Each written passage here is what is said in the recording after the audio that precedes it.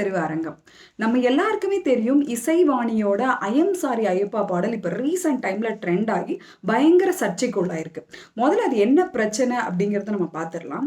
2018ல supreme கோர்ட்டோட தீர்ப்பு, அதாவது ஐயப்பன் கோயிலுக்குள்ள ஐயப்பனை அதாவது சபரிமலைக்குள்ள ஐயப்பனை தரிசிக்க அனைத்து மக்களும் போகலாம், ஆண்கள் பெண்கள் வயது வரம்பு எதுவுமே இல்லை அப்படின்னு சொல்லி தீர்ப்பு வழங்கினதுக்கு அப்புறமா நீலம் பண்பாட்டு மையத்தின் மூலமாக ஆன்டி காஸ்ட் டீம்ல இசைவாணி இந்த ஐயம் சாரி ஐயப்பா பாடலை பாடியிருந்தாங்க. அது அப்போ அவ்வளவா பெருசா பாப்புலரா பேசப்படலை. பட் 5 வருடங்களுக்கு அப்புறமா இப்ப 2024 இப்ப ரீசன்ட் டைம்ல பயங்கரமா இணையதளத்துல வைரல் ஆகிட்டு வருது. ஸோ இதனால கோபம் அடைஞ்ச, அதனால இந்த பாடல் வந்து ட்ரெண்டாக இது வந்து என்னன்னா இந்து மத மக்களை வந்துட்டு அதிகமாக பாதிப்புக்குள்ளாக்கி அவங்கள கோபப்படுத்திருக்கு. இப்ப அதுதான் பிரச்சனையே. இப்ப இந்த கோபத்தின் வெளிப்பாடு என்னன்னு பாத்தீங்கன்னா, இப்ப இந்து அறநிலைத்துறை, இந்து சமய கட்டுப்பாட்டுத்துறை, இந்த மாதிரி இந்து அமைப்புகள் எல்லாமே வந்துட்டு இசைவாணி மேல புகார் கொடுக்க ஆரம்பிச்சிருக்காங்க. ஸோ நிறைய இடத்துல புகார் கொடுத்துட்டு இருக்காங்க. நிறைய கோஷங்கள் எழுப்பப்படுது, நிறைய போராட்டங்கள் எழுப்பப்படுது. இதன் மத்தியில் ஒரு கேள்வி எழும்புது. எவ்வளவோ நாங்க வந்து புகார் கொடுத்துட்டோம், இன்னும் ஏன் திமுக ஆட்சியில் இன்னும் ஏன் இசைவாணியை இன்னும் அரெஸ்ட் பண்ணாம இருக்கீங்க? இன்னொரு கேள்வி எழும்புது. ஆந்திர மக்களை தவறாக அவதூறாக பேசிய கஸ்தூரியை உடனடியாக நீங்க வந்து அரெஸ்ட் பண்ணீங்க, ஆனா இசைவாணியை மட்டும் ஏன் அரெஸ்ட் பண்ண மாட்டேங்கிறீங்க? இது வந்து உங்க திமுக ஆட்சி என்பதாலா அப்படின்னு வந்து கேள்வி எழுப்பியிருக்கு. இதோடைய காரணம் என்னன்னு பார்த்தீங்கன்னா, இப்போ இந்த ஐயம் சாரி ஐயப்பா பாடலை நம்ம உற்று நோக்க வேண்டிய விஷயமா இருக்கு. என்னன்னா, இந்த பாடல் மூலமாக நான் வந்து தாடிக்காரன் பேத்தி அப்படின்னு சொல்லி நான் பெரியார்வாதி என்பதை அவர் வந்து அதுல முன் வைத்திருக்கிறார்.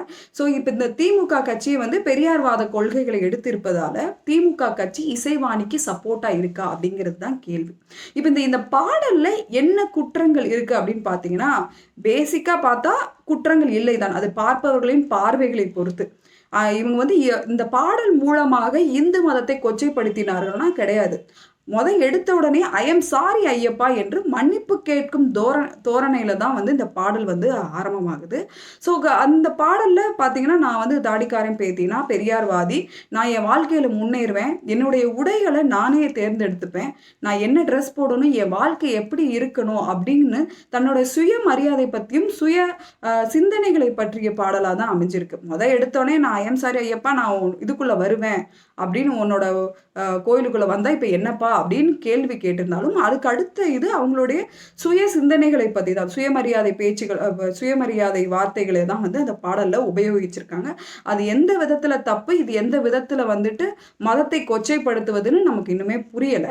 இன்னொரு விஷயம் என்னன்னா, ஐயம் சாரி ஐயப்பா நான் உள்ள வந்தா என்னப்பா அப்படின்னு கேட்கிறாங்க. நீ உள்ள வந்துருவியா அப்படின்னு சொல்லிட்டு ஒரு சிலர் கோபமாக கேட்கிறார்கள். இந்த கோபம் வந்து நீ இப்ப வரக்கூடாது. 5 வருடங்களுக்கு முன்பு சுப்ரீம் கோர்ட் மூலமாக தீர்ப்பு வழங்கினது அப்பவுமே வந்திருக்கலாம்.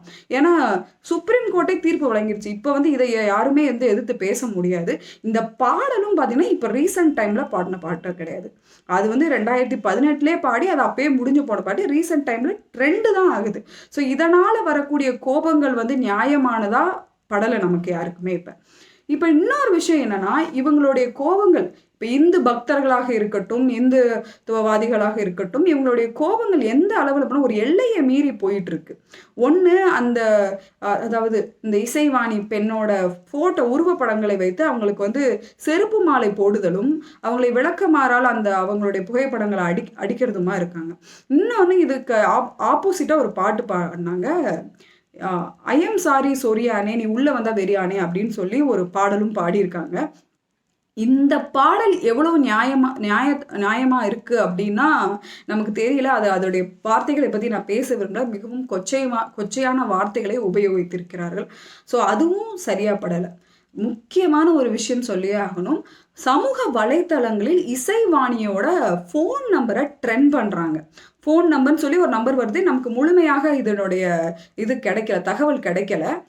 இது வந்து இசைவாணியோட உண்மையான நம்பர் தானாங்கிற ஒரு தகவல் நமக்கு கிடைக்கல.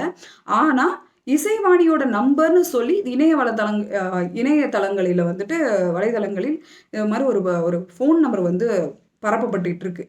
எதுக்காகனா இந்த இசைவாணிக்கு கால் பண்ணி அவங்கள த்ரெட்டன் பண்ணுறதுக்கும், அவங்கள வந்து கொலை மிரட்டல் கொடுக்கறதுக்கும், அவங்கள வந்து திட்டுறதுக்கும் இந்த ஃபோன் நம்பரை நீங்கள் யூஸ் பண்ணிக்கலாம் அப்படின்னு சொல்லி போகிறது. இது எவ்வளோ ஒரு கீழ்த்தரமான ஒரு இந்து பக்தர்கள் அப்படிங்கிற பேரில் இது உண்மையிலேயே வந்து கடவுளே ஏற்றுப்பாரா?